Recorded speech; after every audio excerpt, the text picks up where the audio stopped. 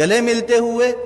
اور کھانسی نزلے زکام والے کو نماز میں کھڑے ہوا دیکھا، نماز یہاں سے چھوڑ کر مسجد سے اس کو میں باہر نکال کر پھر نماز پڑھاؤں گا، ورنہ نماز نہیں پڑھاؤں گا۔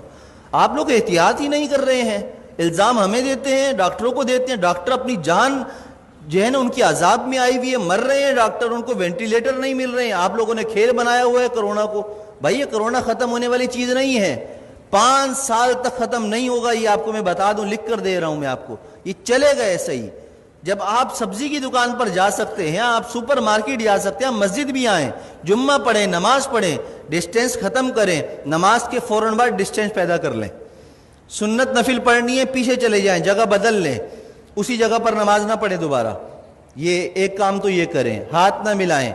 ماسک کا استعمال لازمی کریں، ہر کوئی اپنے پاس رکھے، باہر سے لگا کر آئے، نماز پڑھتے ہوئے اگر کسی کو اتارنا ہے تو اتار لے، لیکن نماز سے پہلے یا نماز کے بعد اگر آپس میں سامنے کھڑے ہوئے بات کرنے ہیں، بغیر ماسک کے کوئی بات نہیں کرے گا۔ اگر کرے گا تو انشاءاللہ تعالیٰ اس کے خلاف بیان بھی ہوگا، اس کے نام لے کر پھر سب طریق کیا جائے گا۔ عزت بہت ہو گئی ہے، آپ لوگوں نے مجھے بے عزت کر کر کے تنگ کر کے رکھ دیا ہے، اب نہیں، اب میں آپ کو بے عزت نہیں کروں گا، اب میں آپ کو سکھاؤں گا دین پر عمل کیسے ہوتا ہے، اور یہ حکومتی احکامات پر عمل کیسے ہوتا ہے، یہ ہمیں بھی آتا ہے کرانا۔ اور اگر اب میرے خلاف کسی نمازی یا کسی نے بھی کوئی درخواست یا کوئی ایسی حرکت کرنے کی کوشش کی تو میں نے وکیل سے بات کر لی ہے، پورے خاندان کو انشاءاللہ تعالیٰ اس کی نسلوں کو تڑپاؤں گا، قانون بھی استعمال کروں گا، اور وظیفے پڑھ کر اس کی نسل کے لیے بد دعائیں بھی کروں گا،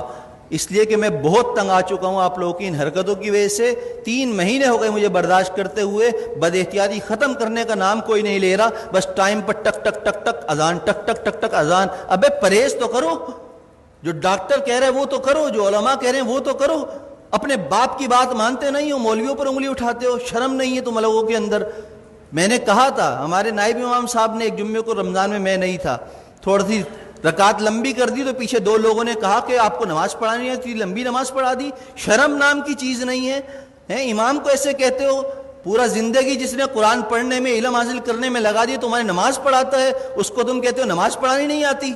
تمہیں تو طہارت اور غسل نہیں آتا، کیسے پیشاب کرنے کے بعد قطرے پاک کرتے ہیں اس کا طریقہ تمہیں نہیں آتا، پانی نہ ہو تو تم مولویوں کو سکھاتے ہو، اماموں کو سکھاتے ہو۔ خدا کے لیے ہاتھ جوڑ کر میں کہہ رہا ہوں، میں وزیر اعلیٰ نہیں ہوں کہ کرپشن کر کے ہاتھ جوڑ رہا ہوں آپ کے سامنے، میں امام ہوں، میرا کردار آپ کے سامنے ہے۔ 7 سال ہو گئے، میری ساری نمازیں سب کچھ، کسی نماز میں اگر میں نہیں ہوں تو اس کی کوئی نہ کوئی شرعی عذر ہوتا ہے میرے پاس، لیکن وہ عذر پیش کرنا میرا آپ کے سامنے نہیں ہے، میں آپ کے سامنے پیش کروں، اللہ کے سامنے پیش کر دیتا ہوں، میرا دل صاف ہے، مجھے ضرورت نہیں ہے اپنی صفائیاں دینے کی۔ لیکن احتیاط کیجئے، عمل کیجئے، جمعے کی نماز بھی مل کر کھڑے ہو کر پڑھیے اور فوراً جدا ہو جائیے، دور کھڑے ہو کر سنتیں پڑھیے، اور عصر کی نماز سے ماسک کا اہتمام کیجئے، جیب میں رکھ کر لائیے، پہن کر لائیے، بات کرنی ہو ماسک لگا کر پہنیے، مجھ سے مسئلہ پوچھنا ہو 1 فٹ دور بیٹھ کر مجھ سے مسئلہ پوچھیے، ہاتھ اور ملانے کی اور مجھے خیریت لینے کی آپ کو ضرورت نہیں، الحمدللہ میں خیریت سے ہوں۔ اللہ ہم سب کو دین کی سمجھ اور عمل کی توفیق عطا فرمائے۔ میری باتیں کسی کو بری لگی ہوں تو پیشگی معذرت ہے، معذرت جزاک اللہ خیر۔